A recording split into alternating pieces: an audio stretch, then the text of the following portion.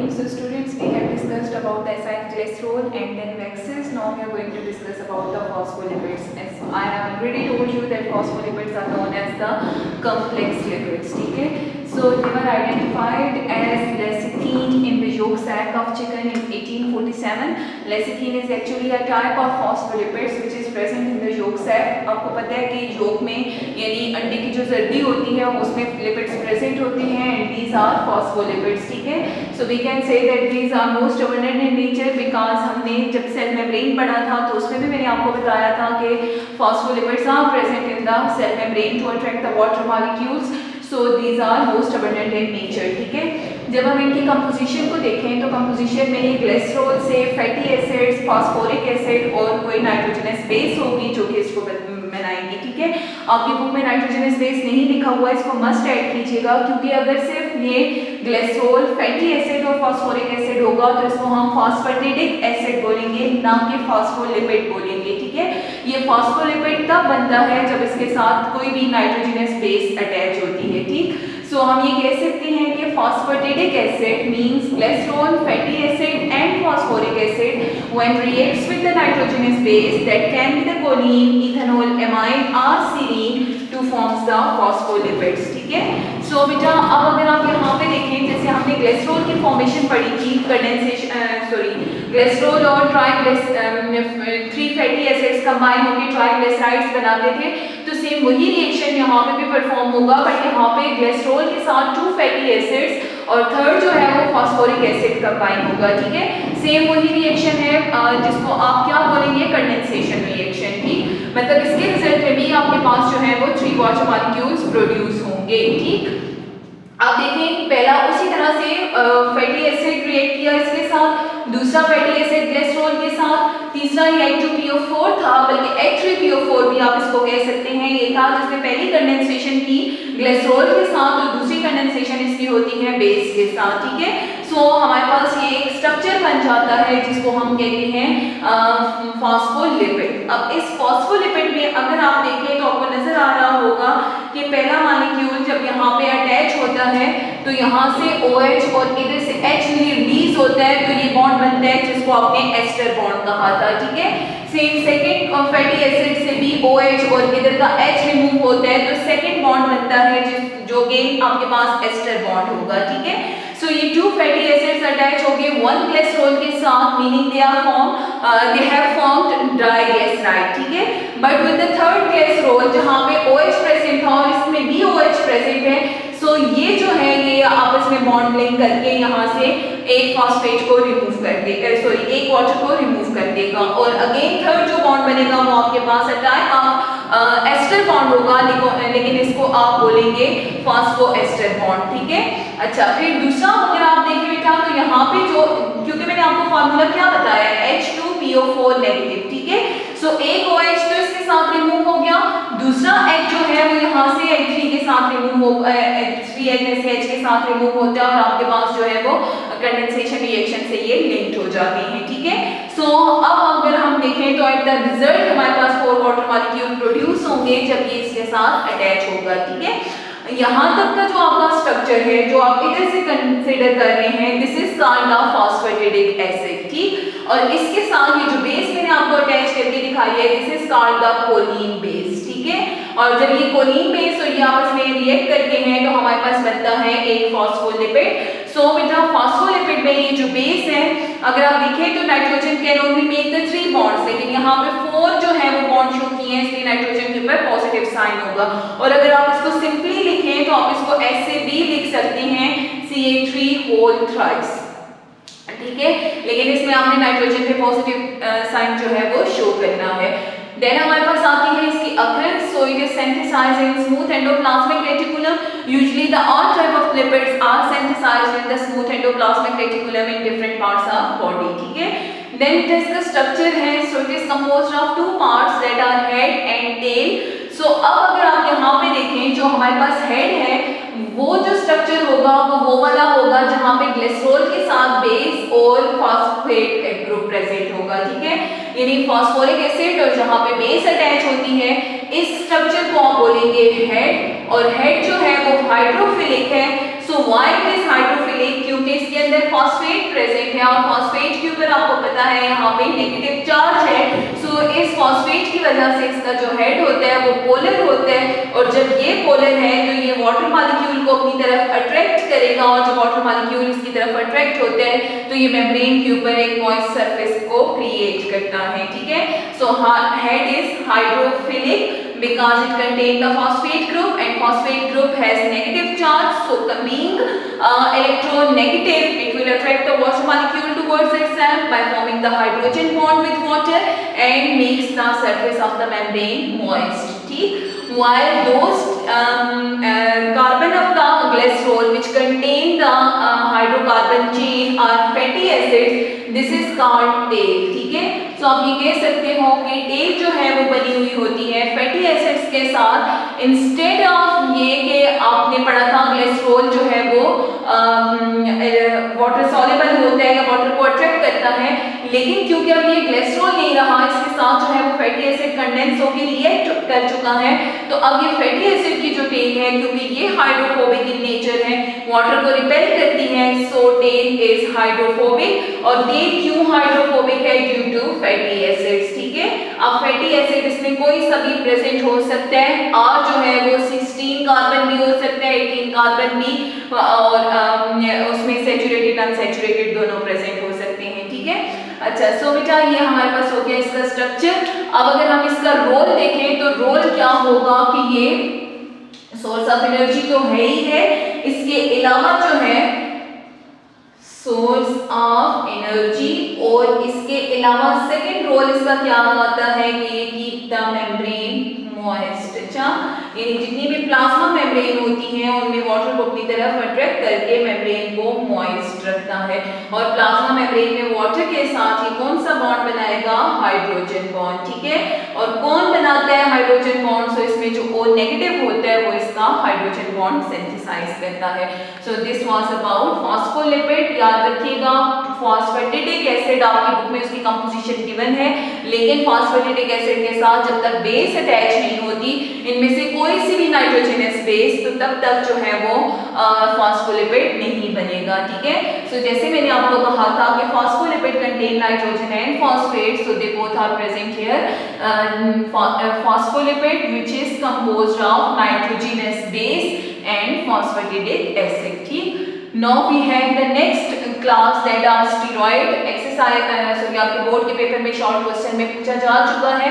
सो बेटा these are the lipids without fatty acids, यानी अभी तक आपने 3 क्लासेस पढ़ी, एसाइल ग्लिसरॉल पढ़ा, वैक्सेस पढ़ी, और फिर जो है वो फॉस्फोलिपिड्स पढ़ा। So all of them have fatty acids. ठीक है, बेशक फैटी एसिड के साथ OH ग्रुप प्रेजेंट था अल्कोहल की फॉर्म में या ग्लिसरॉल की फॉर्म में, लेकिन ये वो लिपिड्स हैं जिनके अंदर कोई फैटी एसिड प्रेजेंट नहीं होता। MCQ ईटा में भी पूछा जा चुका है और आपके बोर्ड के पेपर में भी आता है कि कौन से लिपिड्स हैं जिनमें फैटी एसिड्स नहीं है। सो अभी की जो नेक्स्ट 2 क्लासेस हैं steroids and terpenoids, they both do not have fatty acids. ठीक है, हाँ, इनका फिर स्ट्रक्चर क्या होता है, इनकी क्या कंपोजिशन होती है? सो बेटा it is composed of 4 fused ring of 17 carbon. ठीक है, यानी 17 कार्बन एटलीस्ट इनके अंदर प्रेजेंट होंगे और वो 4 फ्यूज्ड रिंग की फॉर्म में प्रेजेंट होंगे। लाइक इस तरह से कि अगर मैं आपसे कहूँ कि ये 6 कार्बन का एक रिंग हो गया, ये दूसरा रिंग हो गया, और इसी तरह से ये थर्ड रिंग हो गया, और इसके साथ जो है वो कोई भी 4th रिंग प्रेजेंट है, तो इनमें 17 कार्बन मिनिमम होंगे, उससे ऊपर जो है वो नंबर ऑफ कार्बन 27 तक जा सकते हैं। ठीक है, सो 4 fused ring of hydrocarbons with a functional group. ठीक है, अब ये फंक्शनल ग्रुप आपके पास प्रेजेंट हो सकता है OH की फॉर्म में, ये प्रेजेंट हो सकता है CH2 की फॉर्म में, और अच्छा ये या होगा या ये होगा, या ये प्रेजेंट हो सकता है C डबल बॉन्ड O की फॉर्म में। ठीक है, सो कोई सभी फंक्शनल ग्रुप जो है वो यहाँ पे अटैच होके डिफरेंट टाइप्स ऑफ स्टेरॉइड्स की फॉर्मेशन करता है।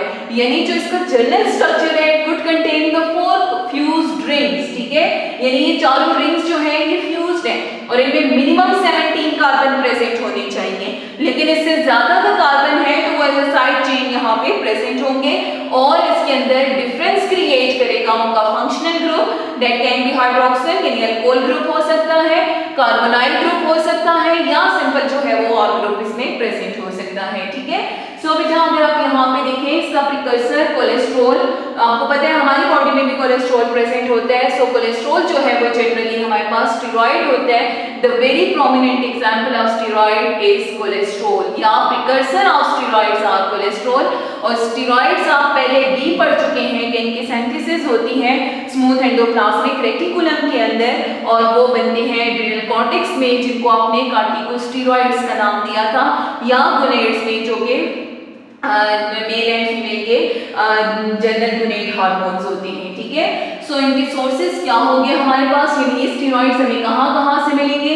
सो they can be formed in the brain, इसके अलावा एड्रिनल कॉर्टेक्स में बनता है और गोनेड्स में बनते हैं। So different types of hormones can be synthesised और different types of steroids can be synthesised in these different parts of body. ठीक है, बॉडी में इनकी जो सिंथेसिस है यानी ओवरऑल जो स्टेरॉइड्स आपको रिक्वायर्ड है उनकी सिंथेसिस जो होती है वो 3 ग्राम पर डे होती है। देन बेटा ये कुछ स्टेरॉइड्स हैं, उनके फार्मूला अगर आपको याद है तो पेपर में लिखिए, बहरहाल मैंने सिर्फ आपको समझाने के लिए बताया है कि all of them contain the 4 fused ring of 17 carbon but they are different due to the presence of their functional groups. ठीक है, सो कोलेस्ट्रॉल आपकी बुक में स्ट्रक्चर गिवन है, कुछ इस तरह का स्ट्रक्चर है इसका। तो ये जो स्ट्रक्चर है ये कोलेस्ट्रॉल का स्ट्रक्चर है जिसमें 4 फ्यूज रिंग नहीं है बल्कि 5 फ्यूज रिंग है और 27 कार्बन है। ठीक है, और इसमें जो है वो फंक्शनल ग्रुप OH प्रेजेंट होता है। कोलेस्ट्रॉल को प्रिकर्सर ऑफ जो है वो स्टेरॉइड्स कहा जाता है। और आपने कोलेस्ट्रॉल को पहले भी पढ़ा था प्लाज्मा मेम्ब्रेन में कि ये स्टीरोल्स की फॉर्म में प्रेजेंट होते हैं और टेम्परेचर के अकॉर्डिंग मेम्ब्रेन के साथ उसको रिजिडिटी या फ्लेक्सिबिलिटी प्रोवाइड करते हैं। ठीक, देन हमारे पास एल्डोस्टेरॉन है। एल्डोस्टेरॉन में 2 फंक्शनल ग्रुप प्रेजेंट हैं, OH और दूसरा जो है वो C डबल बॉन्ड O। ठीक है, इसके साथ यहाँ पे कोई सभी R ग्रुप प्रेजेंट हो सकता है, बुक में आपका स्ट्रक्चर गिवन है। सो एल्डोस्टेरॉन का रोल क्या होता है बेटा कि ये प्रोड्यूस होता है एड्रिनल कॉर्टेक्स से और रोल इसका क्या है कि ये रीएब्जॉर्प्शन ऑफ सोडियम करता है फ्रॉम नेफ्रॉन। ठीक है, यानी प्रॉक्सिमल कन्वोल्यूटेड डक्ट और डिस्टल कन्वोल्यूटेड डक्ट जो है वहां से ये रीएब्जॉर्प्शन ऑफ सोडियम करवाएगा। देन हमारे पास प्रोजेस्टेरॉन है।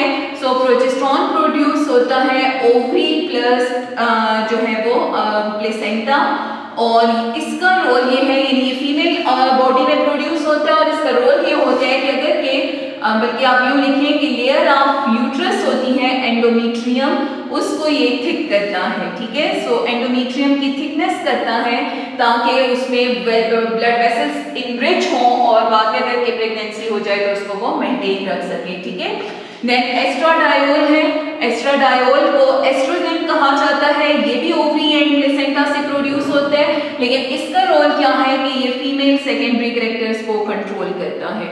अब जो बॉडी के प्राइमरी कैरेक्टर्स होते हैं वो बाय बर्थ प्रेजेंट होते हैं, लेकिन सेकेंडरी कैरेक्टर्स वो होते हैं जो ऑन प्यूबर्टी आपकी बॉडी में अपीयर होते हैं। ठीक, देन टेस्टोस्टेरॉन है। टेस्टोस्टेरॉन की प्रोडक्शन होती है टेस्टिस के अंदर और इसको मेल सेकेंडरी कैरेक्टर या मेल सेक्स हार्मोन भी कहा जाता है।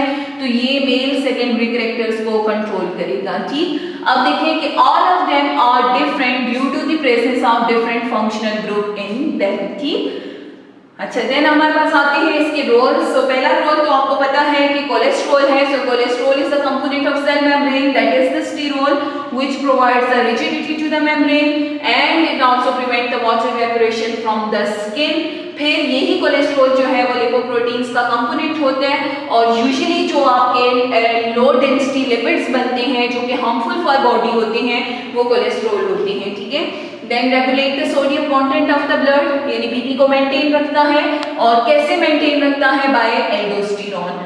देन आपके पास आता है maintain male and female secondary characters. So these 3 are the gonadal hormones progesterone, estradiol and testosterone which maintains the male and female secondary characters. और इसके अलावा आपके पास है कि ये 7D हाइड्रोकोलेस्ट्रॉल होता है आपकी स्किन के बीनीथ सेल्स में, जिसके ऊपर जब सन रेज पास करती हैं तो ये कन्वर्ट हो जाता है विटामिन डी में। ठीक है, So we can say that they are also responsible for the synthesis of vitamin D, K7 डिहाइड्रोकोलेस्ट्रॉल, यानी कोलेस्ट्रॉल के 7 कार्बन के ऊपर से हाइड्रोजन लॉस होता है और उससे मॉलिक्यूल बनते हैं जिसको 7 डिहाइड्रोकोलेस्ट्रॉल कहते हैं।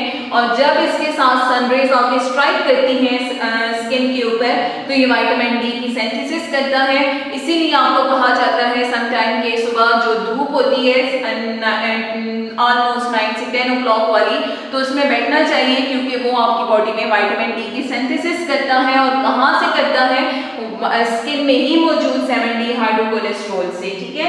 इसके अलावा जो प्लांट हार्मोन्स हैं आपने टिश्यू कल्चर में बेटा पढ़े थे, ऑक्सिन था जो रूट्स फॉर्मेशन करता है, साइटोकाइनिन था जो सेल डिवीजन के साथ साथ शूट की फॉर्मेशन करता है, और एक और हार्मोन है जिब्रेलिन। जिब्रेलिन जो है ये फ्लावर फॉर्मेशन करता है या फ्लावर लाइक जो स्ट्रक्चर्स बनते हैं उनकी सिंथेसिस करता है, ठीक है।